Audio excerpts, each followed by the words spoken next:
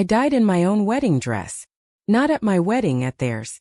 My husband Michael was marrying my mother Catherine in the same chapel where we'd exchanged vows 7 years earlier. She wore white, my dress actually, the one she'd insisted on borrowing from storage. I was standing in the back, uninvited but unable to stay away, when I felt the sharp pain in my chest. Heart attack. I was 35 years old. As I collapsed, I heard my mother's laugh, that tinkling sound she used when she wanted men to think she was delicate. Through dimming vision, I saw Michael lift her veil and kiss her. Saw my father's empty seat in the front row. Remembered finding his body 3 months earlier. Pills scattered across the bathroom floor. A note that said only, "I can't watch this anymore. My name is Julia Davidson, and I died watching my husband of 7 years marry my 49-year-old mother, who'd seduced him away from me with the same calculated precision she'd used on every man in my life since I was a teenager." Then I opened my eyes. I was 18 years old, sitting in my dorm room at college staring at my phone. A text from my mother. "Sweetie, I'm picking you up for lunch tomorrow. There's someone I want you to meet. A lovely young man who just started at Dad's firm. I think you two would be perfect together." I stared at the message, my hands shaking. This was it. This was the day she'd meet Michael. The day she'd pretend to introduce us, all while cataloging every detail about him.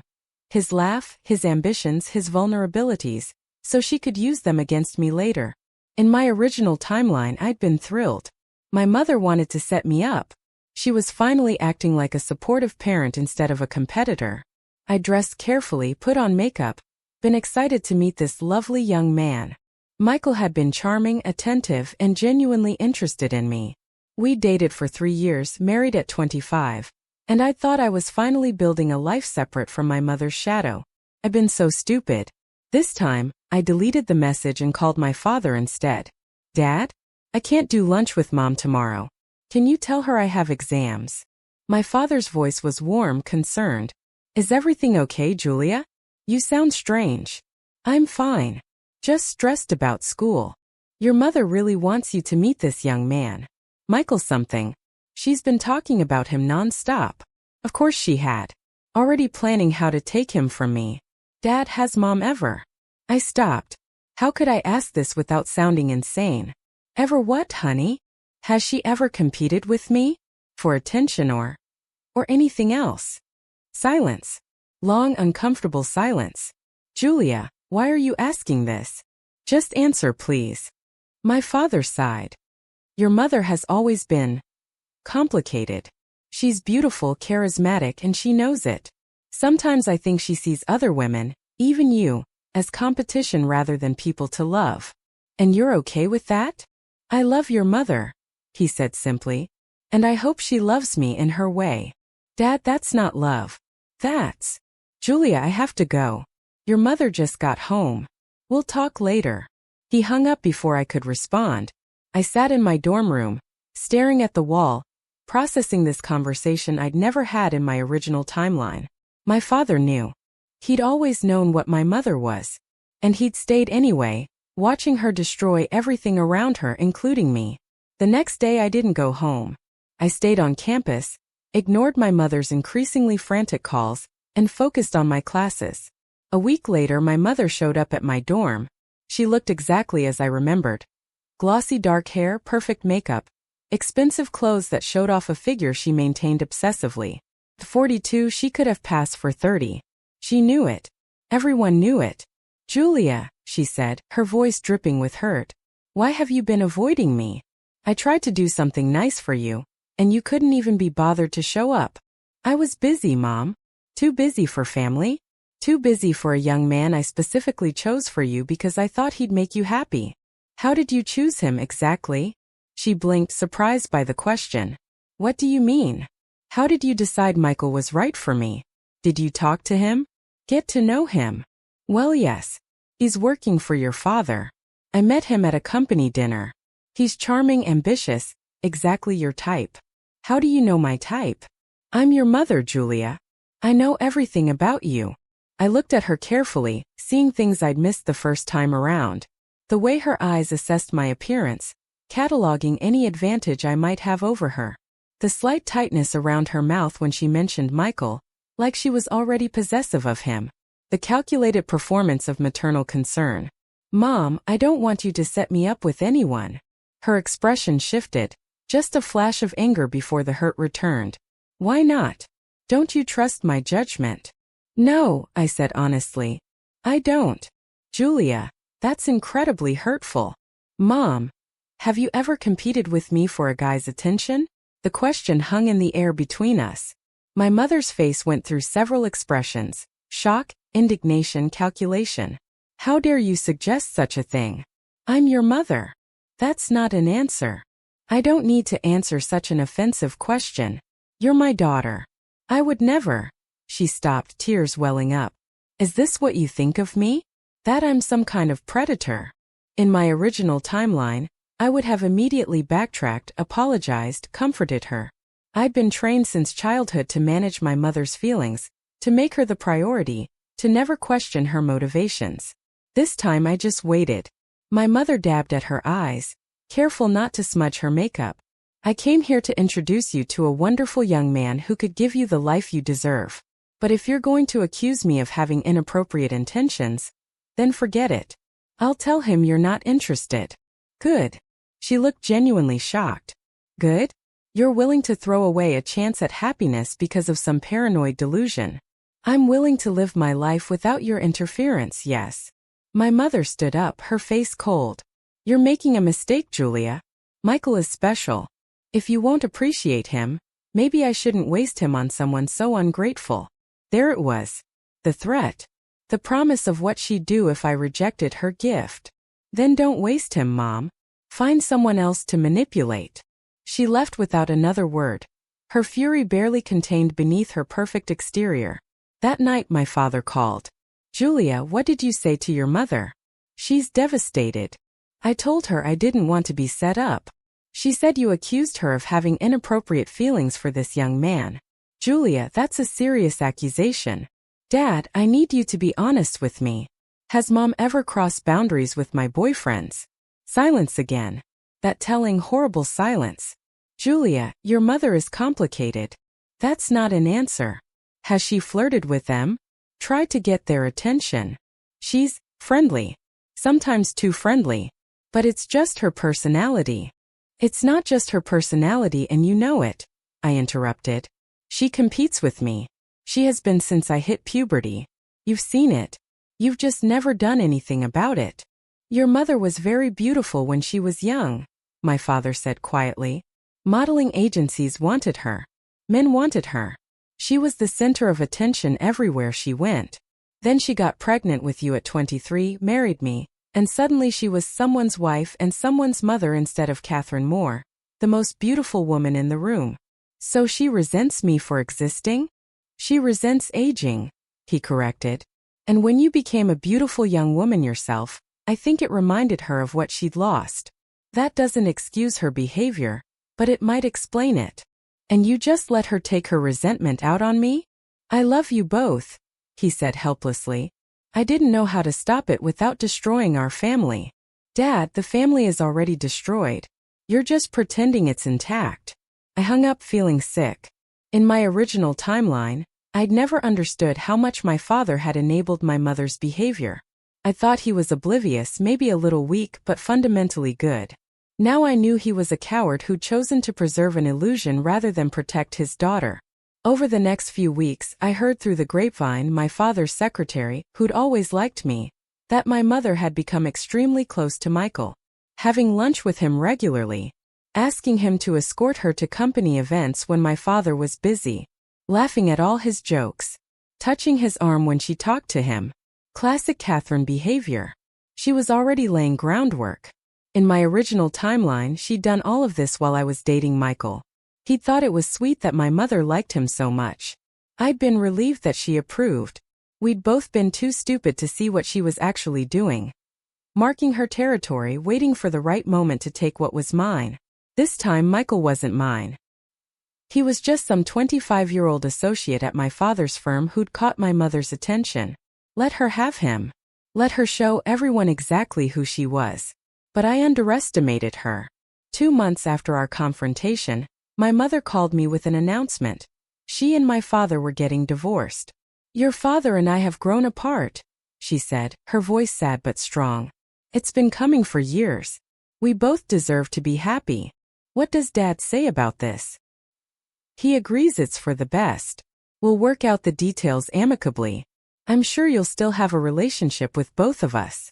Mom, this is because of Michael, isn't it? This has nothing to do with anyone else. Your father and I simply don't love each other anymore. You're lying. Julia, I understand you're upset, but this decision has nothing to do with you. This is between your father and me. After we hung up, I immediately called my father.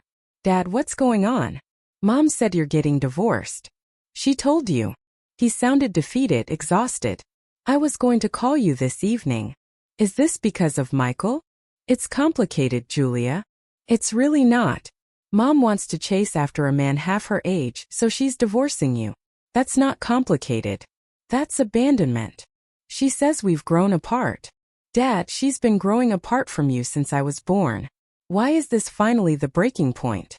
Because I told her I wanted her to stop pursuing Michael, he said quietly. I told her it was inappropriate, that she was embarrassing herself and humiliating me. She said if I couldn't accept her as she was, then we shouldn't be together. So she's choosing him over you. She's choosing herself, he corrected. She's always chosen herself. I just kept hoping that would change. Dad, please tell me you're going to fight this. Get a good lawyer. Protect yourself financially. I'm too tired to fight, Julia. And honestly, maybe she's right. Maybe we're both better off apart. You sound like you're giving up. I gave up years ago, he said. I'm just finally admitting it. The divorce proceeded quickly. My mother got the house, a substantial settlement, and enough alimony to maintain her lifestyle. My father moved into a modest apartment near his office and threw himself into work. And my mother, freed from the constraints of marriage, went after Michael with everything she had. I heard about it from my father's secretary, whose daughter worked at the same firm. My mother started showing up at the office regularly, always dressed impeccably, always finding reasons to see Michael. She'd ask him to help her with financial matters related to the divorce. She'd invite him to lunch to discuss opportunities for advancement. She'd call him late at night with emergencies that turned out to be minor inconveniences she could have handled herself. Michael, to his credit, tried to maintain professional boundaries at first.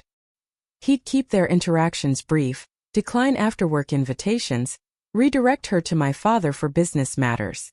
But my mother was relentless and patient. She knew how to find vulnerabilities and exploit them. I was 20 years old when I learned Michael's mother had died when he was 16. Cancer, sudden and brutal. He'd been extremely close to her, and her death had left him with an unfillable void. My mother, of course, positioned herself as a maternal figure, someone who understood loss, someone who could provide the emotional support he was missing. By the time I was 21, they were officially dating. The social backlash was immediate and vicious. People whispered about my mother's age, her recent divorce, the fact that she was pursuing a man 17 years younger. Some of my father's friends cut ties with her. Her book club quietly suggested she might be more comfortable in a different group. My mother didn't care. She'd always thrived on attention, positive or negative. And Michael gave her what she'd been craving since she'd stopped being the youngest, prettiest woman in every room, validation that she was still desirable, still powerful, still capable of taking whatever she wanted. My father watched all of this from his small apartment, drinking more than he should, working longer hours than were healthy. I visited him regularly, watching him deteriorate slowly, wondering if he'd ever find the courage to actually live instead of just existing. When I was 23, I met someone, Daniel Reeves, a graduate student in psychology who was doing research on family systems and trauma. We met at a coffee shop near campus, both reaching for the last chocolate croissant. You take it, he said with a smile. We could split it, I suggested. We ended up talking for 3 hours about everything and nothing. He was easy to talk to, genuinely interested in my thoughts, and refreshingly honest about his own struggles. My mom left when I was 7, he told me during one of our early dates. Just packed a bag one day and left. My dad raised me alone, did his best, but I always wondered what I'd done wrong. That's why I study family trauma. Trying to understand why people abandon the people who need them. What did you figure out? That it's never about the person being abandoned. It's always about the person doing the abandoning. They're running from themselves, not from you. I thought about my mother running from aging, from irrelevance, from the reality of who she was. That must be exhausting. All that running. It is, Daniel agreed. But some people would rather run forever than face themselves. We dated for 2 years before he proposed. Simple, sweet, sincere. Everything Michael hadn't been in my original timeline. Daniel knew about my mother, knew about the complicated dynamics, and he offered something I'd never had before. Unconditional support without trying to fix everything. I can't make your mother love you the way you deserve, he told me once. But I can love you that way. And I can be here while you figure out how to deal with her. We married when I was 25, small ceremony, just close friends.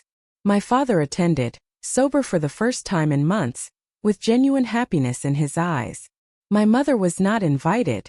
She sent a gift anyway. An expensive crystal vase with a note. Congratulations on your marriage. I hope you'll be as happy as Michael and I are. They'd been engaged for 6 months at that point. My father called me the day he saw the announcement in the society pages, Michael and Catherine, set to marry in a lavish ceremony at the same chapel where my parents had married 30 years earlier. I can't believe she's doing this, my father said, and I heard the crack in his voice. 30 years of marriage, and she's marrying someone else in our church. Dad, don't go to the wedding. I won't. But Julia, I can't stop thinking about all the years I wasted. All the times I should have stood up to her, protected you, chosen something other than the path of least resistance. It's not too late to choose differently now, isn't it? He asked. I'm 55 years old, living alone in an apartment that smells like takeout and regret.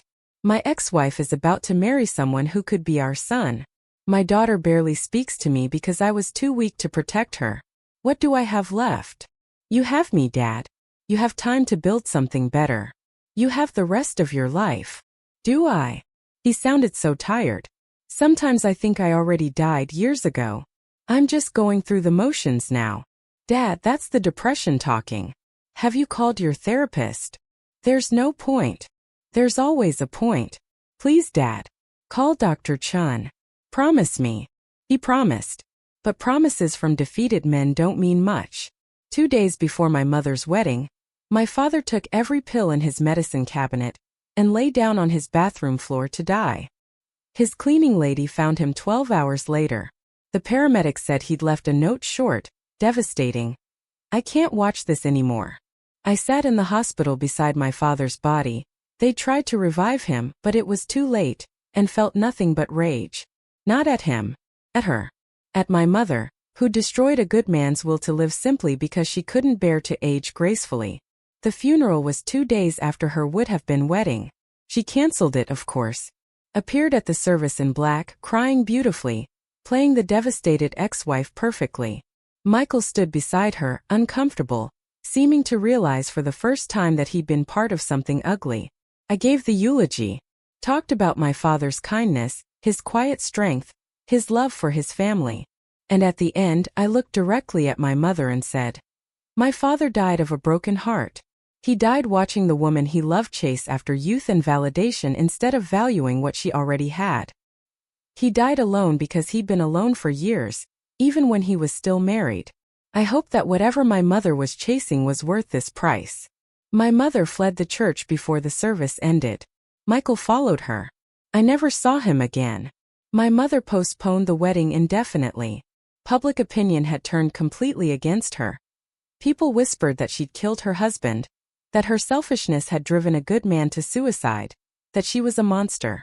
For once in her life, my mother couldn't charm her way out of consequences. I was 27 when I received a letter from Michael. He'd broken up with my mother 6 months after my father's funeral. I'm sorry, the letter said. I was stupid and selfish and I didn't see what she was until it was too late. Your father's death woke me up. I realized I'd been used as a weapon in a war I didn't understand, and that my weakness had cost a good man his life. I know you'll never forgive me. I can't forgive myself. But I wanted you to know that I understand now what your mother is. And I'm ashamed I couldn't see it sooner. I hope you find happiness. You deserve it. Michael. I burned the letter without responding. Michael's guilt wasn't my problem to manage. My mother tried to contact me repeatedly over the next few years. Calls, letters, unexpected visits. Each time she performed some variation of the same script. She was sorry she'd made mistakes. She wanted to rebuild our relationship. She was my mother and I owed her forgiveness. I refused every overture. Daniel supported my decision completely. You don't owe anyone access to your life, he told me. Not even family. Especially not family who've proven they'll hurt you. When I was 30, my mother showed up at my house uninvited. Daniel answered the door. I need to see my daughter, she demanded. Julia doesn't want to see you. That's not your decision to make.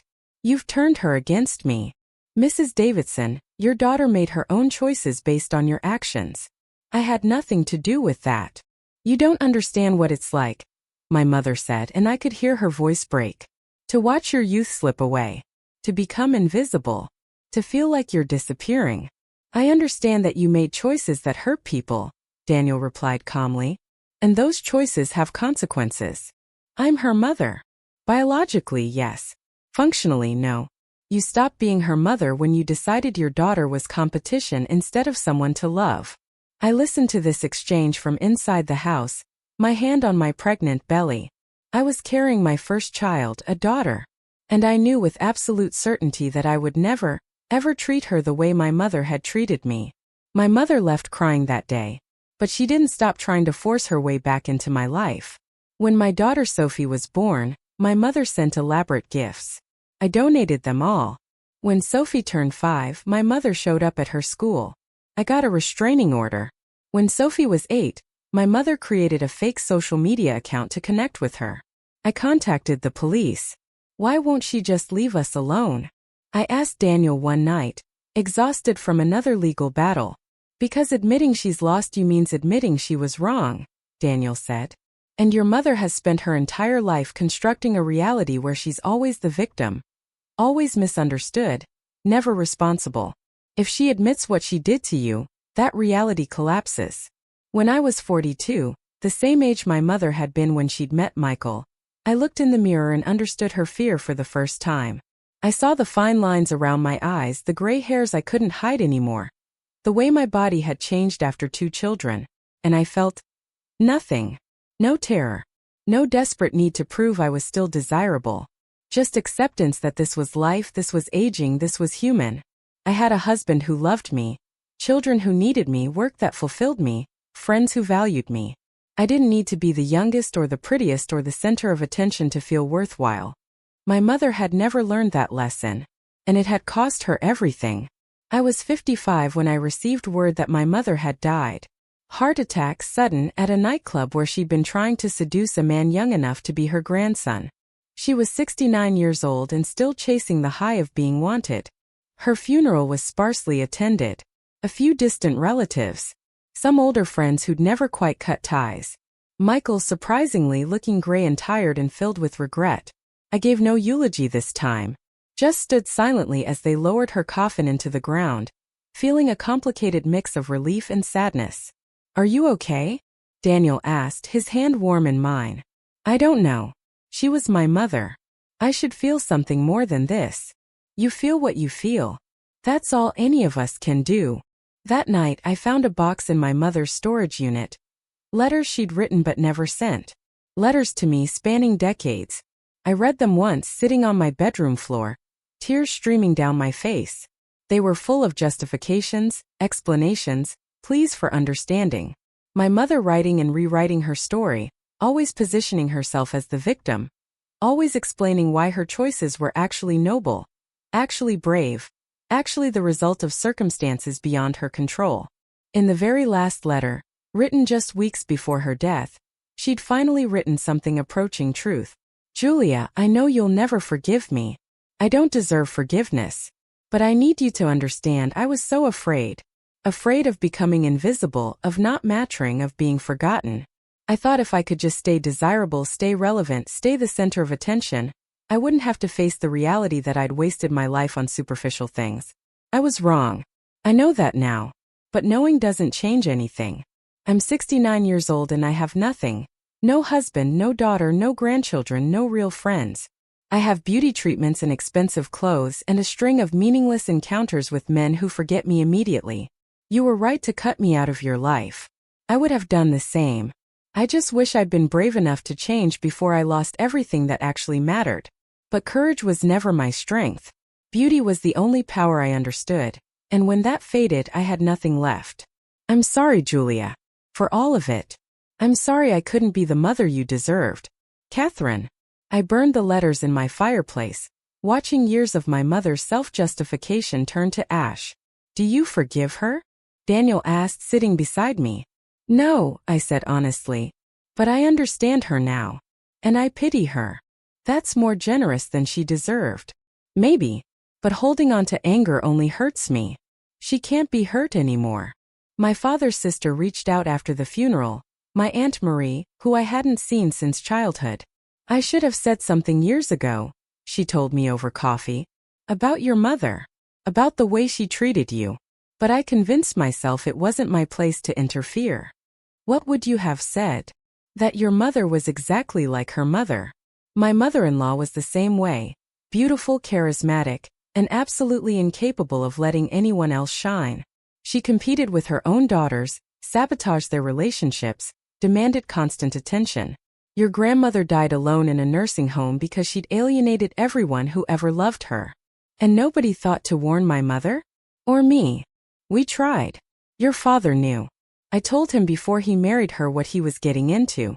He thought love could change her. Aunt Marie shook her head sadly. It never does. People like your mother and your grandmother, they're fundamentally broken in a way love can't fix. They need professional help, years of therapy, genuine desire to change. Without that, they just repeat the pattern. My daughter Sophie is 14 now, I said. Sometimes I watch her and I'm terrified I'll somehow pass on my mother's toxicity without meaning to. Do you compete with her? God, no. I celebrate her. I want her to shine. Then the cycle is broken, Aunt Marie said simply. That's all you can do, refuse to pass on the damage. When I was 60, Sophie got engaged to a wonderful man named Thomas. At the engagement party, she pulled me aside. Mom, I want to thank you. For what? For being nothing like Grandma Catherine. For showing me what healthy love looks like. For breaking whatever curse was in our family. You never met her. I didn't have to. I've seen the letters. The court documents. The stories from relatives. I know what she was. And I know you chose to be different. That's the only choice that mattered, I said. At Sophie's wedding, I watched her marry Thomas with pure joy in her heart. No shadows of manipulation or competition. She was radiant, confident, whole. And I realized that this, my daughter's genuine happiness, untainted by generational trauma, was my real victory over my mother. Not surviving. Not even thriving. But breaking the cycle completely.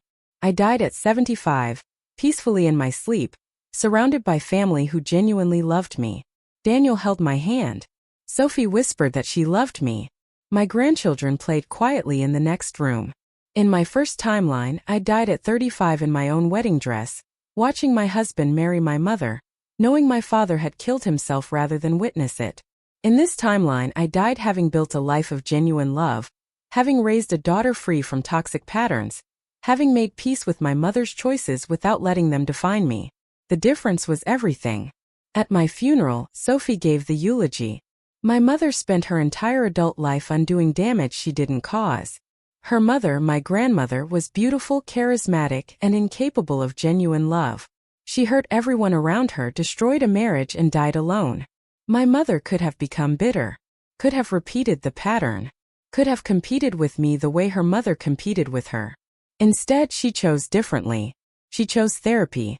She chose healthy relationships.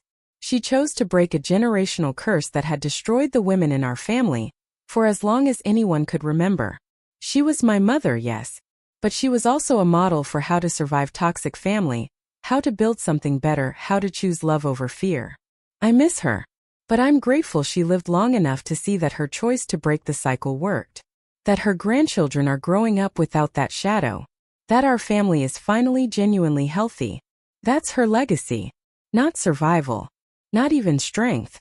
But transformation. Breaking what was broken and building something beautiful instead. After the funeral, Daniel pulled out a letter my mother had left for me in her will, one I'd never opened. She wanted you to have this after she died, the lawyer had said. I'd refused it then. But now, decades later, with my own death approaching in my original timeline, I was curious. The letter was simple.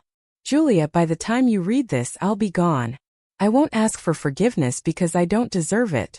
But I wanted you to know that in my last years, I finally understood what I'd lost.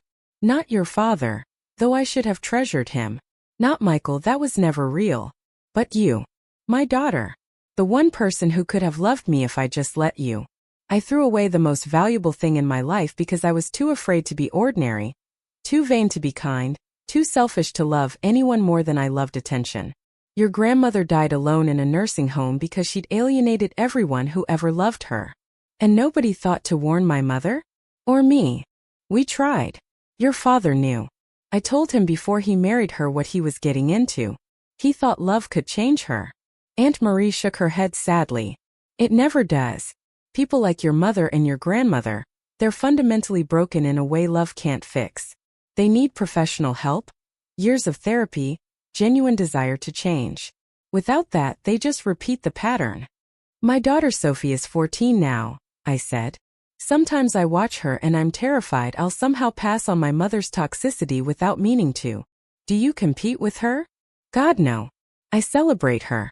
I want her to shine. Then the cycle is broken, Aunt Marie said simply. That's all you can do, refuse to pass on the damage. When I was 60, Sophie got engaged to a wonderful man named Thomas. At the engagement party, she pulled me aside. Mom, I want to thank you. For what? For being nothing like Grandma Catherine. For showing me what healthy love looks like. For breaking whatever curse was in our family. You never met her. I didn't have to. I've seen the letters. The court documents. The stories from relatives. I know what she was. And I know you chose to be different. That's the only choice that mattered, I said. At Sophie's wedding, I watched her marry Thomas with pure joy in her heart. No shadows of manipulation or competition. She was radiant, confident, whole. And I realized that this, my daughter's genuine happiness, untainted by generational trauma, was my real victory over my mother. Not surviving. Not even thriving. But breaking the cycle completely. I died at 75, peacefully in my sleep, surrounded by family who genuinely loved me. Daniel held my hand. Sophie whispered that she loved me. My grandchildren played quietly in the next room. In my first timeline, I died at 35 in my own wedding dress, watching my husband marry my mother, knowing my father had killed himself rather than witness it.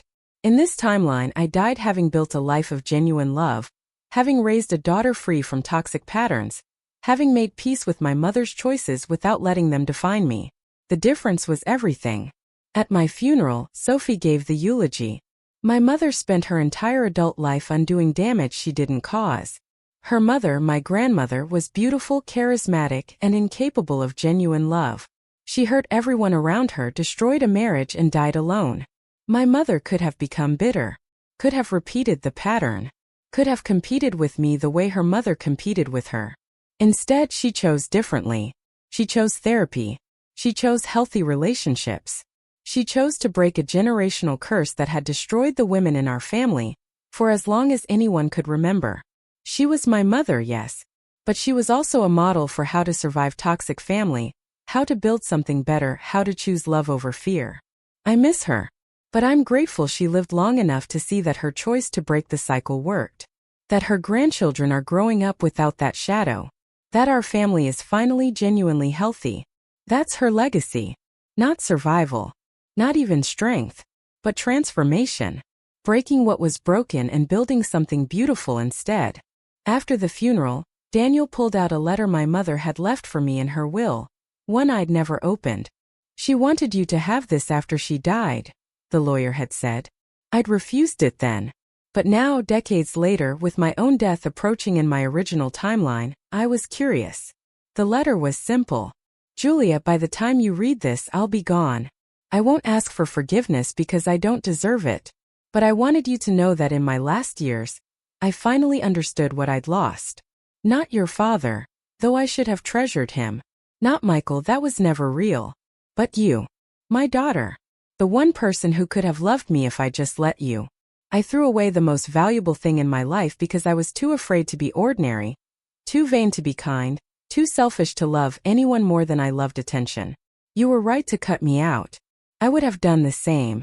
I just wish I'd been brave enough to change before it was too late.